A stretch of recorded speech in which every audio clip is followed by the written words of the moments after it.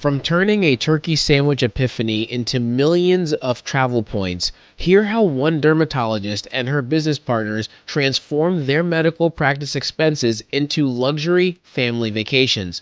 Today, Dr. Andrea Mabry reveals this genius level strategy that's funding business class seats for seven to Europe, and her ambitious plan to earn points on a $5 million clinic construction project.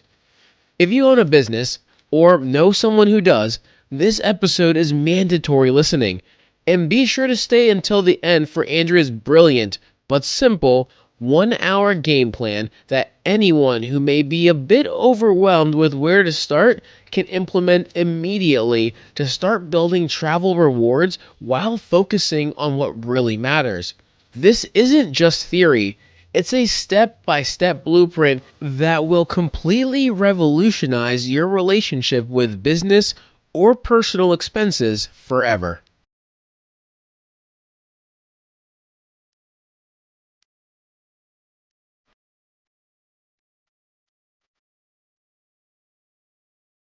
Welcome to the Revolutionizing Your Journey podcast. I am your host, DeAndre Coke. Today, I am so excited for the guest that we have. So, there are people in the space of points and miles that they have a big following. You know who they are, and you know they're pretty knowledgeable about points and miles. But there are people out there that are absolute geniuses when it comes to points and miles, and they're not flying high on the social media radar, but their level of knowledge is next level. And that is my guest today. Welcome to the show, Andrea. Thank you so much for having me. I would not say genius in any regards, but can you say obsessive? Yeah, there are people that are obsessive about it who don't even share with you in public how obsessive they are. I just knew. So we met at Travel More last year, and within, I don't know, maybe 20 seconds of our starting conversation, I was like, she's on another level with this in a very, very good way. I think the conversation started with, oh, yeah, you have a podcast. I listened to your podcast. And I was like, oh, that's cool. You listen to the podcast. And the next thing you know, I was like, wow, you have some knowledge. And so, my point here for the listeners is as I'm excited to go down the rabbit hole with this one. This one's going to have some depth. This one's going to be strategic. We're going to talk about a lot of good things. This episode is going to be super focused for those that own businesses. And I know many of you who are listening to the show don't own businesses, but you enjoy points and miles. I think the strategies, I'm confident I should say, the strategies that you're going to hear are still going to be relevant for you to think about the broader possibilities of how points and miles work. You may have a friend that owns a business. Maybe they have a business partner, and share this episode with them because I'm sure it's going to blow their minds and open up a world of possibilities from a points and miles space. So, Andrew, I've already probably overhyped the crowd. Oh gosh. I'm going to kind of bring it down a little bit here and just say, can you tell us a little bit about yourself, your background? For those watching on YouTube, they're going to clearly see it looks like you're in some sort of medical clinic or office. So you got to tell us. I just finished clinic for the day and, had a fun after clinic meeting and just getting to enjoy my weekend already. You just came out of a surgery and you're like, hey, it's time to talk points and miles and travel. So, Andrew, tell us more about yourself. Where do you live? What specifically do you for a living? And how did you get into the points and miles world? Gotcha. I am a dermatologist in Little Rock, Arkansas, and I own a practice here, Pinnacle Dermatology. We're a general dermatology practice, and I have two partners. We all own the business together. I got into the space of points and miles. I started really trying to learn about it. My goal was to learn about it at the end of 2022. And by the end of the year, I was deep in the weeds. And I had sat down and I looked at every single personal expense I had. And like I was maximizing grocery, I was maximizing dining, I was maximizing everything. That was back in the day when you can even fund 529s on PayPal. I was like, oh man, I'm earning points on investments. Like, this is the best. And as a business owner, like it comes with big expenses a lot of times. And I remember when I sat down in residency to sign the loan paperwork, the loan officer met me at my residency program. And I was sitting down eating a turkey sandwich and like making a resident salary and signing these 7-figure loan paperwork and just like having an out of body moment like, what am I doing? You know? And so, anyway, everything worked out great. The business took off. It was wonderful. Best decision I've ever made. But then it was almost like the same moment happened where I sat down with a turkey sandwich one day and I was like, wait a minute. I can maximize my business expenses. It was like it just dawned on me, which was kind of crazy. We have been putting all our business expenses for the first 7 years of being open on a local business credit cards that earn points that we were redeeming for gift cards. So obviously, we've stepped up our game a little bit and moved beyond gift cards. So the first thing I'll start with is how, I mean, this moment clicked with you, but you just mentioned you have business partners. How did you get it to click with them? And we're going to later on talk about how do the points work when you have partners. But, we talk about on the individual level, having your player two or maybe even your player three that you guys, you strategize on building points together and you can travel together. How does that work from a business owner standpoint? So I sat down with them and I was like, hey, this is something I want to take on. They were both like, great, we get this is a thing for you now, and you do it. We're all on board. Like, we get that you're now obsessed with this. For me, I wanted to draw the line of, we have a clinic administrator who works full time plus. I didn't want this to be a second job for her because running the business still needs to be her primary focus and our primary focus as a business. So it couldn't be too complicated. And so when I went to them, they were like, "Oh, we both already have Chase." And like one of my partners was, using her points to redeem in the Chase portal, and she was like, "Why don't we do Chase?" And I was like, "Okay," not knowing that that was literally the hardest currency to implement. But I sat down, I really read the terms and conditions, pushed to get it all set up appropriately, and now it's all set up and it's very streamlined and we have it. And now we share Chase points. Since that time, several months later, we even implemented Capital One too. So, can you talk a little bit about the process? What's involved, and how are you able to share Chase points with a business partner? Because you guys don't live in the same house, you don't have the same address. It's very easy when that happens. But as business partners, how are you able to do that? So you share Chase points on business cards. And so your business address actually does match. And just to make it easy, I have all my Chase accounts set to the same address, but it's all paperless billing. So it's not like I have, statements coming to my business. So, bigger picture, just zooming out a little bit, we had to decide whether we were going to share expenses. I kind of break it down into expense sharing or point sharing. And with expense sharing, you have a practice or you have a business and you have partners, and you kind of add up your annual expenses that go on a credit card and you divide them by the number of partners. And then partner one sets down a credit card and they, whatever the set minimum is, say $50,000. Well, the first 50,000 of expenses goes on partner one credit card. And then once that minimum's hit, they move on to partner number two. Partner number two slaps down whatever card they want. In this model, it's easy for each partner to pick their own goal. Like if one partner wants to have Southwest Companion Pass, great, they can do that. If one partner wants to have Hyatt Globalist, each partner gets to pick what they want to focus their spend on and choose their own goals. The downside is you're going to constantly have to update payment methods, which is fine if you're, say, a pediatric practice and almost all your expenses are to one vendor where you're buying vaccines. So it's not that hard to update one payment method. But if you're a larger group or you have a lot of different vendors that you're paying, well, that can be kind of challenging. And again, in implementing this, I didn't want this to be another task for my clinic administrator.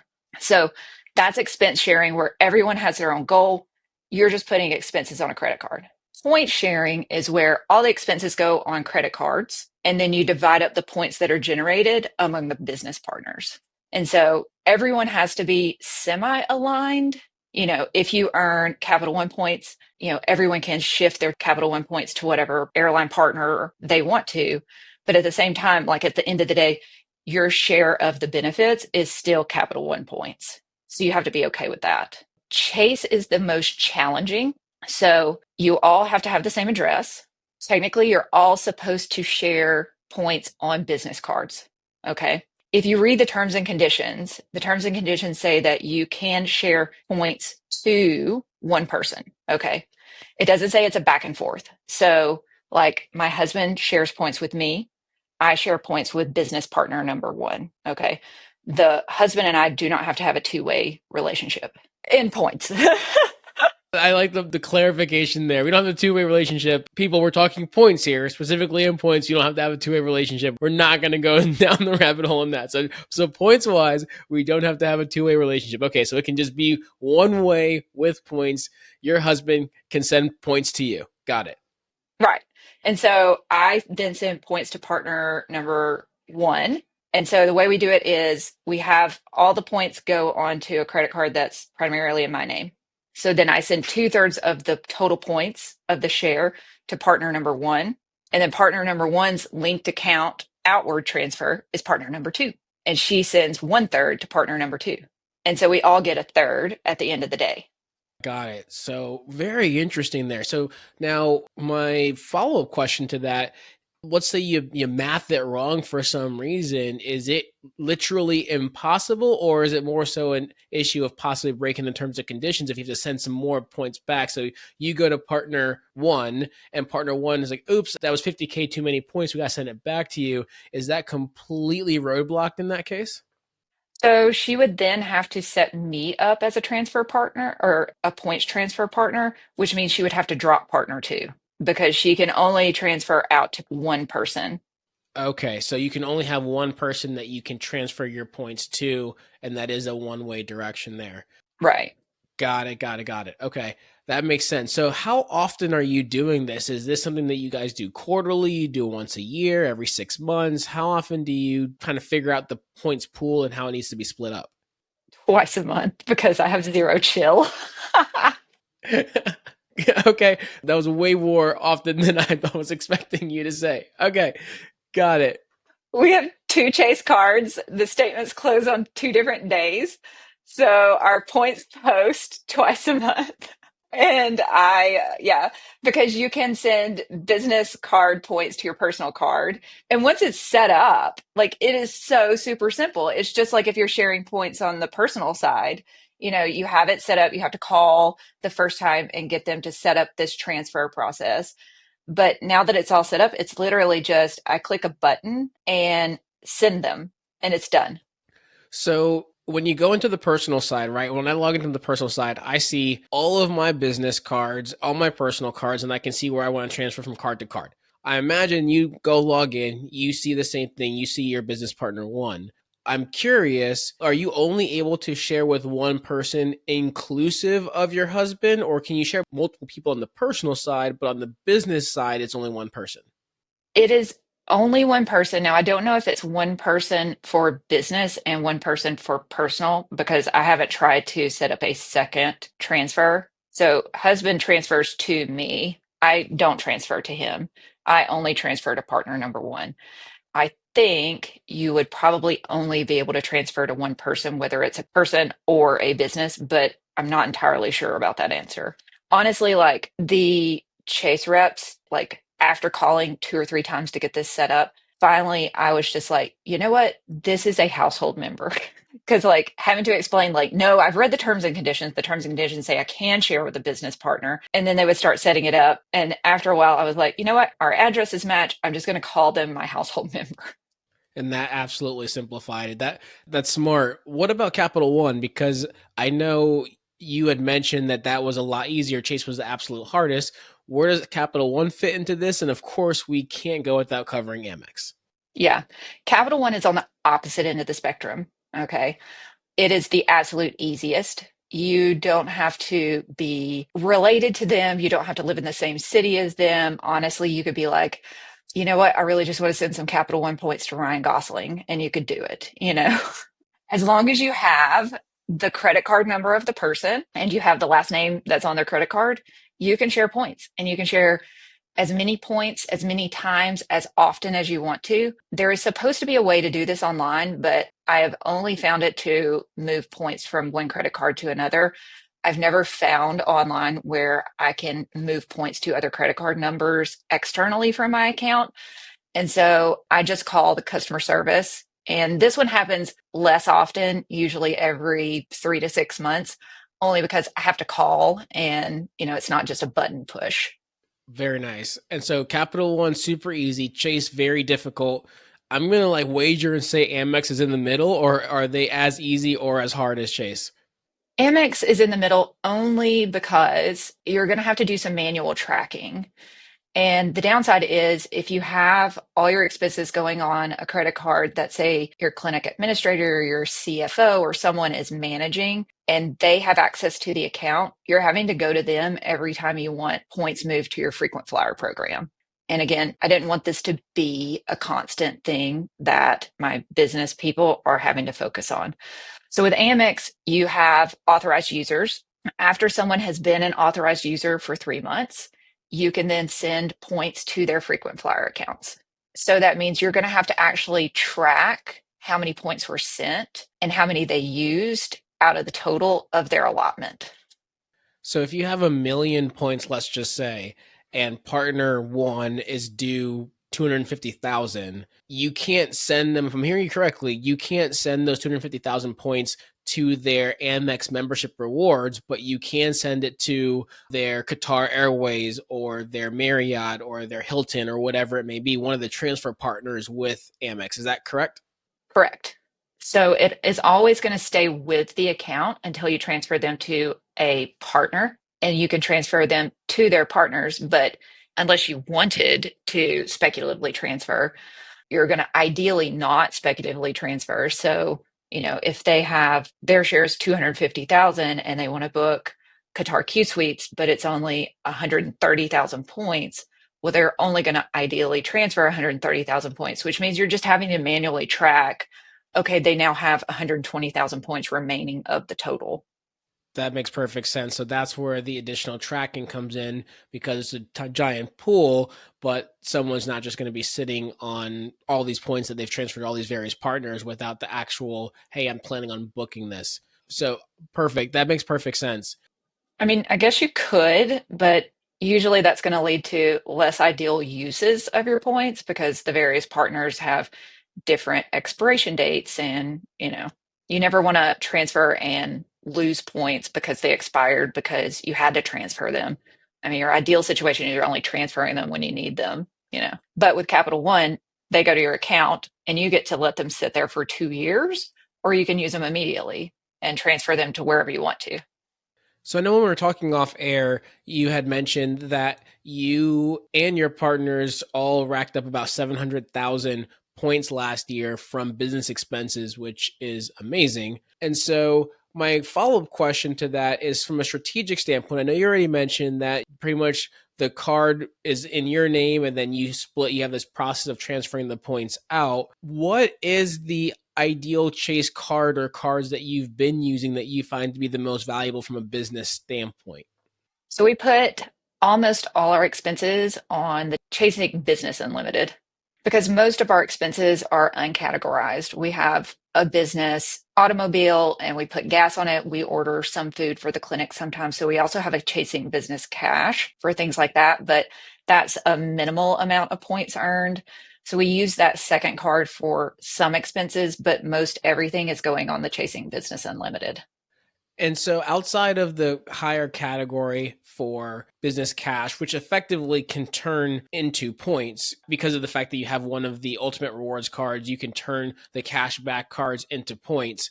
I know because we've talked about this, you've got a whole process and a whole calculation and system of determining pros and cons of going for points versus cash back. And I'd love to hear more about that. Yes. Okay. If you even have a minimal interest in redeeming points for travel, then points are going to be your better option for a business because All right, step one, you put your expenses on a business credit card, and let's say you're earning cash back. Okay, so you're not paying taxes on the cash back. Let's say you put 1 million of expenses on there and you got 200,000 in cash back. Okay, so you're not paying taxes on 200,000, but now your business tax deductions are no longer $1 million. They're now 800,000. So now you're paying increased business taxes. And so your goal is to, okay, now I'm paying business expenses and now I'm taking personal income from that money eventually. Now I'm personal income taxes. Okay. Now I'm paying myself, I'm contributing to my 401k and all this stuff. Usually travel is coming out of your discretionary income, which is literally the bottom bucket, the last drop of the water. So when you're using points to offset expenses in that bottom bucket and not having to pay business tax, personal tax, all these things first, then you're making a huge dent in what those points can be worth. So, from a taxable standpoint, of course, you nor I are CPAs. And so we can't give tax advice. And through this podcast, I'm not utilizing my financial advisor side. So, we can't get into the nuances of tax advice itself. But as you said, if someone is interested even slightly in just having points that are redeemable for travel, it would just make all the sense in the world of maximizing your business tax deductions and pursuing travel, which is a discretionary expense. Did I hear that correctly? Correct. So, based on the math, if you are in Arkansas, because different states vary between tax rates, personal tax rates, business tax rates, in Arkansas, to equal the value you get from even redeeming your points at 1.5 cents per point, you would need a business cashback card that earns about 3.5% cashback. And so that's only if you're redeeming for 1.5. Obviously, if you're hitting that 2 cent threshold that we all try to kind of baseline at, or if we hit an average of 5 or 6 in a year, then obviously then that cash back card would have to be absolutely massive, way more than that. Exactly. I mean, my average cent per point is over 6. So if I were using my business expenses and getting cash back, I mean, my cash back percent would have to be, 20% to equal the same value. So, for the business owners with very high expenses, what are some of these underrated strategies of how they can turn those very high expenses into very high point accumulation strategies? Well, when you have really high expenses, and I'm assuming that there are at least a portion of vendors that you can pay without incurring fees, is you're usually, if you're running a business, you're not turning cards like you do when you're constantly signing up for sign up bonuses on the personal side. You can, but again, it becomes kind of a little piece of your business versus I want my business to focus on running my business. I will do this hobby in my personal time. So if you're still letting your business function as your business, then you're just going to look for a card that's going to earn 1.5 to 2x. And if you're putting high business expenses on there, you're just passively racking in points. That was with no subs, earned 700,000 points last year. Wow, that's incredible. Now, I know someone's listening to this and they're thinking, well, you just mentioned before that you're using the Chase Business Unlimited that's giving you 1.5x on everything, and the fact that Chase is the most difficult to work with. Why wouldn't you just do everything with Capital One, which is A, easier to work with because you could send Capital One points to Ryan Gosling, or ideally he's sending them to you, or B, and this is my point in this whole question, getting 2x on everything versus 1.5. So I'm curious, what's the logic there? Well, it is more challenging to set up. But once you've set everything up and you have your transfer person established and you've made that phone call to Chase, after that, it is not challenging. It's just a button click. Now, it would probably be challenging if you had, say, 20 partners in your business to get everyone on board to, I'm going to transfer, 19/20ths to partner number one. So then it becomes challenging in that regard. If you're a smaller practice, like we're 3 people, we only had to set this up twice, essentially. The last partner just gets points dumped into her account. She doesn't even have to do anything. So it's easy also because my partners and I all tend to use Chase points faster than we use Capital One points because we all have families, we all like booking Hyatts. So that's why. But at the same time, like our business expenses are higher than the credit limits on just our Chase accounts. And I didn't want to let those points go unearned. So we implemented Capital One, which brings up the fact that Capital One and Amex have charge cards, so you don't have a limit. The only one at Chase that's a charge card is the Premier, which doesn't earn points. So with Amex and Capital One, if you are a business and you don't have to worry about bumping up on those credit limits, then using either the Venture X Business or Amex Business Platinum or any of those Amex cards that are charge cards, then you can put very high business expenses on those. Absolutely. And one thing I want to clarify, and this is a trap that I transparently got caught in myself, the Chase Business Premier does earn points. It just doesn't earn points that have any value because they're not transferable. And I'll tell you, there are some pretty clever things I feel like I found out in the points and mile space, right? Payroll on credit card has been an amazing thing that I've been doing. And of course, we've talked about on a lot of our content. But again, we're all not perfect here. So a couple of years ago, I was like, oh, Chase Business Premier, you can get 2x on everything. Oh, and if the purchase is more than, I think, $5,000 or whatever it was, it's 2.5x. Like, oh my goodness, I'm about to start printing Chase points. And for it, plus the sign up bonus, and for like a solid 3 or 4 months, I was accruing Chase Premier points like it was going out of style. And then I was on a blog or a forum or something, and I saw someone say, "Hey, I saw this card XYZ, and thought it was good." And someone else commented like, "No, don't do that. These points aren't transferable." And I was like, "Ha, you are so wrong. Like, this is the best card since sliced bread." I was like, "You know what? I'm just gonna go to my account. I'm gonna take a screenshot of the transfer partners for this card." And I was like, all right, so no transfer partners. Well, I'm going to just transfer it to my ultimate rewards card and be good. And it literally popped up, yeah, you can't transfer points from this card to any other card. And any points you transfer from another card to this card will forever be locked in the unusefulness of this card. And this is actually the first time I ever telling the story on the air too. And so I don't even remember how many points it was. It was probably, I think it was like 200,000 points or something like that. And I was like researched all the ways to possibly redeem it for value. And the best case scenario was 1 cent per point.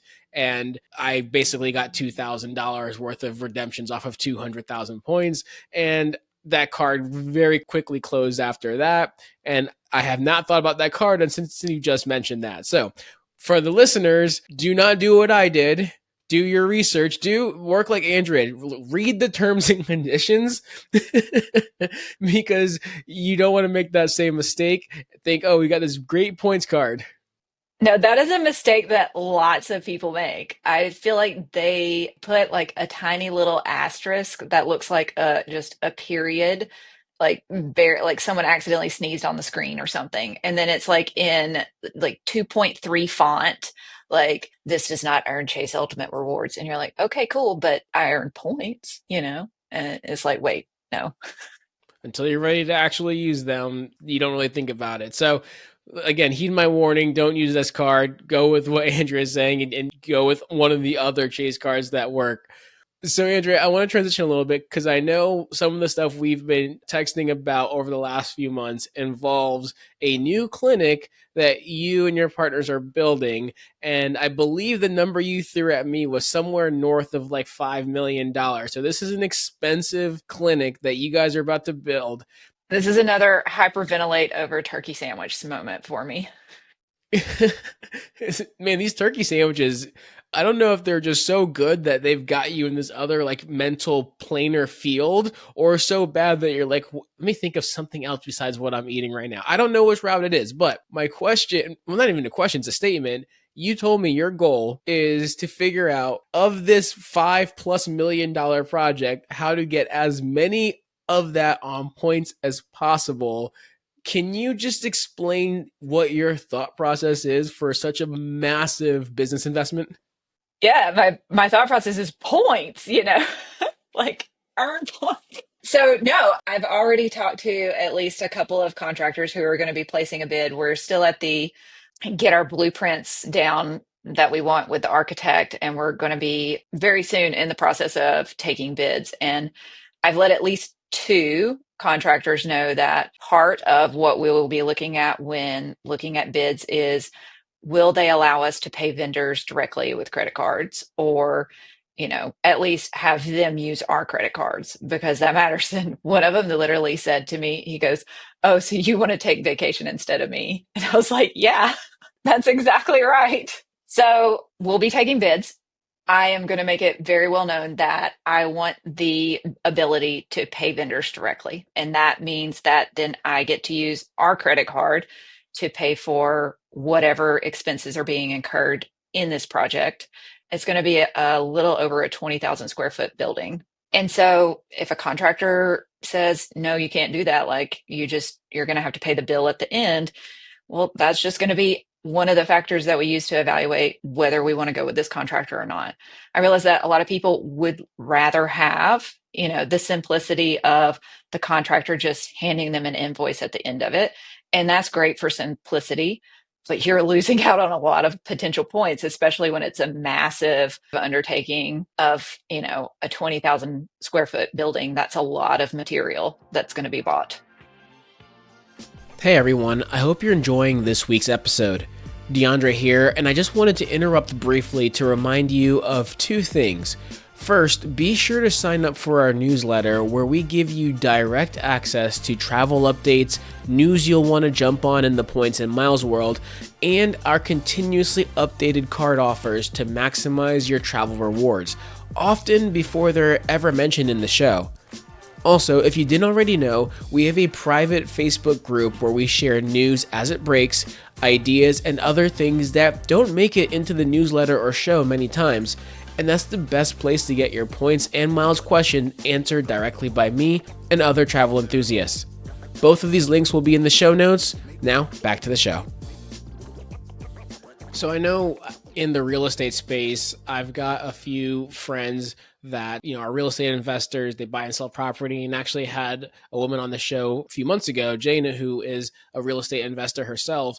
And they've used a similar strategy, but they've had their contractors become an authorized user on their cards. Do you feel like that's a route of less resistance to go that route versus trying to pay them with or accepting credit card payments? What's kind of your thought process there? I know, of course, this is a much larger project, and a home remodel or a kitchen bath remodel is a lot different than laying steel beams and roof and very expensive equipment and building. So what are your thoughts there? Because of course that's a different type of contractor in this case. Right. So I'm okay with either. That's going to depend on the contractor and what their preference is. If they would rather send me the invoice and I pay it directly for the materials to the third party, or if they would rather just be an authorized user on our cards, I'm fine with that either way. Either way, I want as many expenses going on our credit cards to earn points as possible. Now, the second part of that is then negotiating paying the contractor for their time and work, and whether they will accept credit cards, or will there be a credit card fee, or will they not accept credit cards. Got it. And so one of the things that may be helpful for you in this endeavor is the same platform, and you might already use it, I'm not sure, but the same platform that I talk about for payroll by card, Zelle Money. A big portion of what they do is actually allowing you to pay vendors and typical things that have to be, ACH'd or wired or mailed by check. They'll allow you to run a credit card to do it. They'll still charge you a processing fee, typically like 3%, but that could be a route if you have a contractor that's very good, their bid is awesome, they don't have the ability to take credit cards themselves, to go that route. But obviously it'd be much easier if you can just swipe a card for them and roll that way. Yeah. I mean, that's going to be part of the negotiation. My partners are probably going to think that I will over focus on that one thing. So I'm gonna have people like reeling me in, like saying, Andrea, like you have to look at the other aspects of this contract. And I'm just gonna be like, no, how many points are we gonna earn? Like, seriously. So on that note, in a perfect world, do you have a rough idea of how many points this project could actually earn you guys? I mean, are you all $5+ million? Is that all you think going to be able to somehow go on a card? You're talking, you're not even using Amex cards yet, at least in your process. So of course, like the charge card potential is unlimited, but I'm just even wondering how you're getting the credit line for some of this stuff. That's a whole other conversation. But points wise, I know you've mapped out a rough estimate. So I'm curious, what's that number? I mean, my ultimate goal would be for us each to earn over 1 million points. That's my goal, which means obviously not everything's going to go on a credit card. I realize that, and some stuff that maybe could go on a credit card, we're maybe not going to add a 3% fee on this massive of a building, and we're not going to churn cards for this project. But my goal is for each of us to earn 1 million points, is my goal. Have you had any success in the past, maybe not with a contractor, but with other vendors, getting them to accept credit cards or getting them to be an authorized user by chance, or will this be your first endeavor trying to do something like that? We have basically asked all our vendors who we use whether or not they will accept credit cards. If they don't, obviously, we have had a couple say yes, and most of them say no. One of our biggest monthly expenses is our EMR, and they just absolutely will not accept credit cards anymore without a major fee. Got it. Okay. So there's a little bit of a give and take there. Some vendors you have been able to persuade to go do so. And of course, that's helping to add to the points that you're able to earn, which is awesome. I want to swing back because I know in prep for this conversation, we had talked a little bit about, and this is going back to the cash back versus points, that you had came up with a way that really anybody could figure out the math for themselves on depending on what state they're in of how to determine whether it makes more sense to go points versus cash back. Now, again, at the end of the day, if you're wanting to travel on points, which I would hope is literally everyone listening to this podcast, then it just makes sense to go with points. But there is some math behind the points versus cash back option. Can you kind of share a little bit more about how anyone can figure out that math easily? Yes. And the answer is you're going to use AI, which is like my second love. Okay. Versus points and skin and AI. Okay. Those are my hobbies. So that's how I figured it out. I honestly like had ChatGPT. I was like, go through every state in the country and give me the percent cash back that I would have to beat.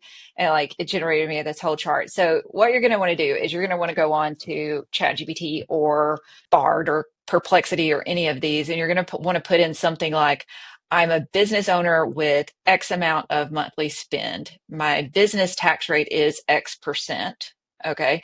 Or just tell it I live in X state, and calculate based on my state's business tax rate. And my personal income tax rate is X%. Or again, tell it what state you live in. And then say, I'm considering using cash back to offset business expenses versus travel rewards to offset personal travel. Can you help me determine which will provide greater financial value based on my circumstances? And it calculates. Perfect. And then it spits out a number, and that gives you an idea if you're ever determining, do I go with the cash back or do I go with points? What route makes the most financial sense? But again, I think the key is if you're redeeming for north of 2 cents, if you're hitting averages like where we both are, then you said you're at 6. I think last year I was at 5.6 or maybe it was 6.6. I can't remember, but somewhere in that space as well, then the math is almost always going to favor the point side, which is important to note. But of course, there's many people listening to this that are just coming up and increasing their skill in the points world and the redemption world. And for anyone that's new to the show, the key to this and the key to how both Andrea and myself are hitting an annual average of over 5 cent redemptions. And I want to point out average because some people hear this and they're like, how are you getting 5 cent redemptions or 6 cent redemptions on every redemption? We're not. Some of them are 1.75 and others are 12.5 and everything in between. So that's how we get there. But with all that being the case, we're getting these great redemptions. We're earning these points. I've got to transition a little bit and talk through family, travel. You're doing all this work. This is your second love next to AI and skin, which is very, I don't think those words would have came out of my mouth 5 years ago. But anyway, your second love, other than those things, You're obsessing over the numbers, the math, what makes sense, how to build a building on points. What are you using your points for? Let's talk about some of the redemptions, the trips, the fun stuff. Gotcha. So I will say the thing that spurred me to create that goal in 2022 was we went on a trip to Iceland and we have two children. We like traveling with our children. We also like bringing my parents and our in-laws, my husband's parents with us.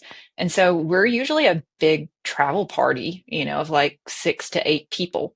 Okay. And we flew over and my father-in-law on the crunched up economy flight developed sciatica on the way to Iceland and like basically knocked him out for the majority of the trip. Like he was uncomfortable. And I was looking at it and I was like, okay, if we're going to fly in a premium cabin and book 6 to 8 people, we're going to take a trip every 2 to 3 years. Like it's not feasible for us to travel as frequently as we want to and take our family with us and spend the cash that it takes to fly in a premium cabin. And so that's why I wanted to learn was because I was like, I know there's a way that we can do this, that we're not spending all this cash. We're not, giving up financial goals or having to make financial sacrifices to make this happen. There is a way that this can happen. I know I just need to sit down and dedicate time to learn this skill. And so that's why I did it. So in a couple months, we're flying as a family of 7 in premium to Frankfurt and then going to London. And then we're flying as a family of 7 in business class back to the United States. And so I feel like, I mean, that's just one of the trips. Like, and it takes up a lot of points, but at the same time, like, we're getting to still experience all these things. We're getting to take my in-laws and my parents and our family with us. We're getting to travel as a large party and still fly in like business class, getting a lie flat bed. Now, my father in law doesn't have to be uncomfortable and in pain and still get to travel as much as we want. That's absolutely incredible. And that statement reminded me of something I wanted to point out, but before we switch to the family side, because we talked about our point redemptions. And the key to the fact of how we're able to hit over 2 cents on average is because we're not redeeming through the portal, right? So I think that's very clear for any new listeners. No, we're not redeeming through the Chase or the Amex travel portal. But I think people are going to hear that and say, okay, I got it. Don't redeem through the portal. But how in the world are you finding 7 business class seats to Europe? The easy part for most people is the connection of like, yeah, okay, yeah, no portal. DeAndre, got it. Mentioned that many times. But 7 business class seats to Europe, there's no way. I mean, I struggle sometimes with 2 for Taryn and myself. So I need you to spill the tea there. Okay, so I found Lufthansa availability for 6 from the United States to Frankfurt in business class. And then for the 7th, it was still a 5.6 cent per point redemption to buy Lufthansa miles and mores and pay for the points and buy the 7th ticket. And so I still got a great value, even calculating in the cost of the points to just buy Lufthansa. On the way back, British Airways released 6 in business class and 1 in first. So we split cabins. So one person's going to have to fly first and 6 will fly in business. I think you said one person's going to have to fly first. Like, that's the travesty of it all. Oh gosh, Exactly. I'm wagering, was that seat yours? You're like, hey, I did the work to find all this. The first class seats for mom. the first class seats for mom. Nice. Very nice. No, no, no, my mom. Oh, your mom. Got it. Yeah, no, I'm in business. I booked my mom in first. She's the one in first. How great. That's fantastic. So we have an amazing family trip coming up, 7 seats both ways in business class, which is almost unheard of. That's coming up. I'm curious, what has been just one absolutely mind-blowing redemption and trip that you've taken? You don't have to remember exactly the points. I feel like you probably do. You don't have to remember exactly the points, but I always love highlighting just a spectacular trip that, whether it was you and your husband, you and your family, that was just, it made the points efforts all the worthwhile. Oh man. Okay. I just did a girls' trip to Thailand and it was absolutely incredible. And it was a labor of love in that after I figured out the business side of things, I have friends who also have a clinic in town, and their office manager was gonna redeem 5 million points on their Amex card for a statement credit. So I was like, stop, do not let him do that. And like, I put together a PowerPoint presentation and literally went to their partner meeting and was like, here's why you should use these points for travel. So they decided to implement it. So then all those friends, their wives and I were who went to Thailand. So we used the points that they didn't spend on a statement credit to book flights to and from Thailand in business class and just lived it up in Thailand for like a week and a half. And it was just absolutely amazing. So I love how the fact that you not only help them not, I would say, make a mistake, right, by redeeming 5 million points, you put together a whole PowerPoint to explain how to do this, which again goes to the point of how I think you're like genius level with this. But you did all of that. And your reward, instead of it just being nothing like, hey, guys, I helped you, there you go, is, hey, let's go to Thailand on all these points that I've just saved you. Like, that is next level strategy right there. I absolutely love that. And then all the partners and my husband the next month went to Tanzania and climbed Kilimanjaro. So Man, those points were so much more valuable than redeeming for a statement credit. That is awesome. So, Andrea, before we start to wrap the show up, my question for you, because we talked about a lot, and we've talked about a lot of kind of advanced level strategies, especially when it comes to points and miles, having business with partners, all of these different things. If you were a business just getting started, because I know you've had your clinic for a while, you had your business partners for a while, but if you're a business owner just getting started, and I'll let you take the definition of just getting started in business or just getting started with points and miles, either way or both, what would you do first? well, okay. Thinking back to when I started my business, everybody that gets started in this thinks, I wish I had started sooner. And yes, do I wish I'd started sooner? We've been open 9 years. I would have loved to have not redeemed for so many gift cards. But at the same time, like when I opened my business, it was a crazy time in my life. Like I finished residency. This all happened during the summer. Okay. We bought a house at my firstborn turned 1. I finished residency, flew to Tampa, took my board exam on a Thursday, flew home on a Friday. We got the inspector to clear us opening on Monday, and we saw our first patients on Tuesday. Wow. And if someone had sat down and been like, let me talk to you about points and miles. Okay. Here's the top 5 credit cards you need to open. I would have been like, look, dude, okay. Can you not tell from my eye twitch that I'm barely surviving on coffee? I mean, like I have an IV coffee drip right now. I cannot handle anything more. Like, what are you talking? Like, read the room. Okay.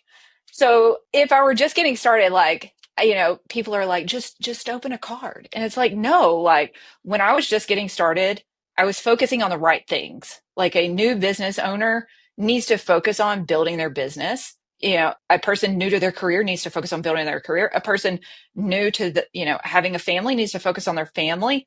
Someone who's crazy enough to do all that at once needs to focus on that. But what I wish someone had sat down and told me is something actionable.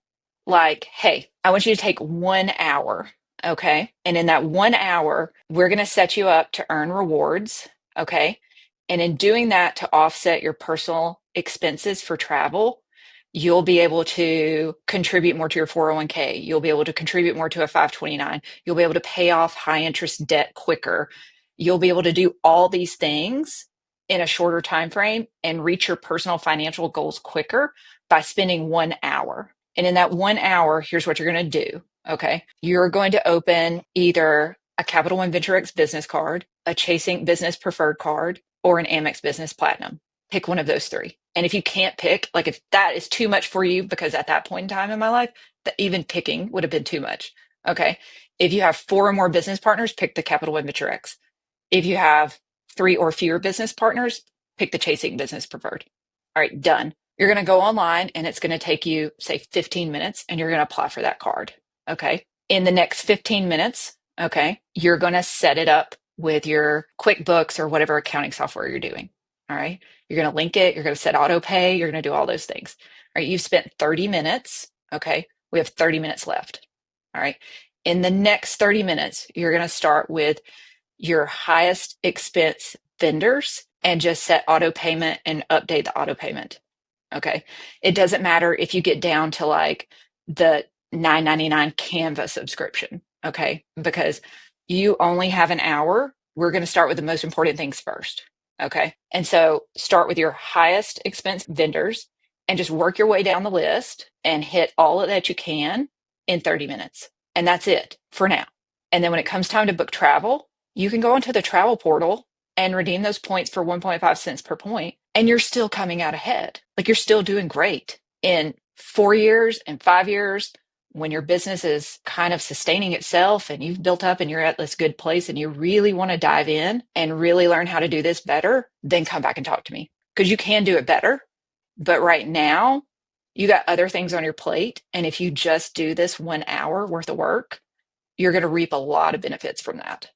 Andrea, I just got goosebumps from how succinct, actionable, specific, and quality, whatever, I think that was like 2 minutes, whatever that time frame was absolutely fire and so specific and so directive and absolutely amazing. So I would mic drop on that note. We still have to kind of actually wrap up the episode, but that was fantastic. Spend an hour and unpack it. Yeah. I love that. And I think to your point, anyone that's listening that's not a business owner who might have analysis by paralysis could take literally what you just did and apply it in the personal sense, right? It's just changing up the card slightly, right? You can go Capital One Venture X, not business, but Capital One Venture X. You can go Chase Sapphire Preferred or Reserve. Keep it simple, keep it the preferred. And then you can throw the Amex Gold in there, and it's very similar in the same realm. And so, actionable items of how you can completely start from scratch of going from nothing points, debit card, non points earning card, and go to your starting process of how to build a mountain of points and eventually get to the place where you're building a $5 million facility on points. And on debt, but we're not going to mention that. That's fair. That's absolutely fair. So, Andrew, this was absolutely fantastic today. Like I said, all of our conversations I feel like all of them are absolutely gold. And I know social media and Instagram isn't a huge presence for you, but you are on there. So the listeners, they're going to hear this and they're like, I need more Andrew in my life. Where can they find you and follow you? I'm at Points to Earn on Instagram. I have an account. I will occasionally post. It is very intermittent and it may be about points and it may be about my kids. So, fair warning. Awesome. Points to Earn on Instagram. We'll make sure to link that as well. And I always like to wrap up with a couple solid questions. First one is, who else should we have on the show that is in the points and mile space or travel space that you think we would also gain an immense amount of value listening to? Okay.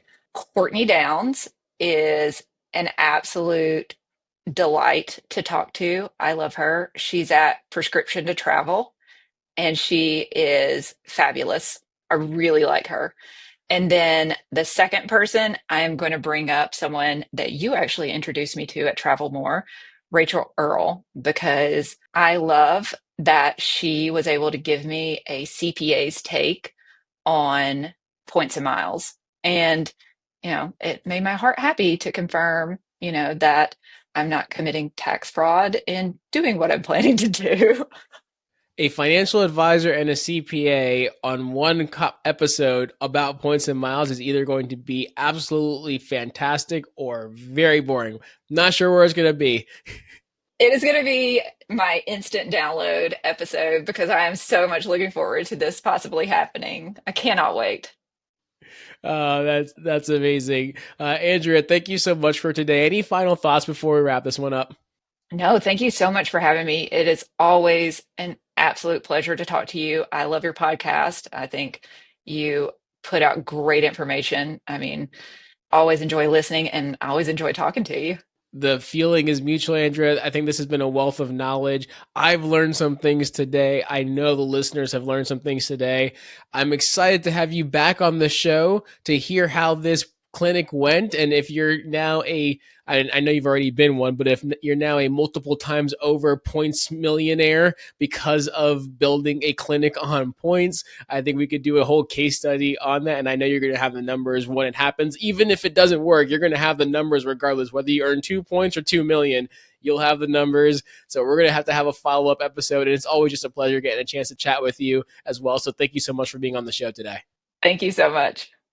For listeners out there, if you enjoyed this episode, as always, please don't forget to like, rate, subscribe, leave a rating and a review as well, and tell any of your friends that's a business owner they have to listen to this episode, especially if they have partners and they love travel or want to get into points and miles. This is the gold mine. This is the pot at the end of the rainbow for them to hear. So, Andrea, again, thank you so much. And for the listeners, we will catch you on the next episode. Take care.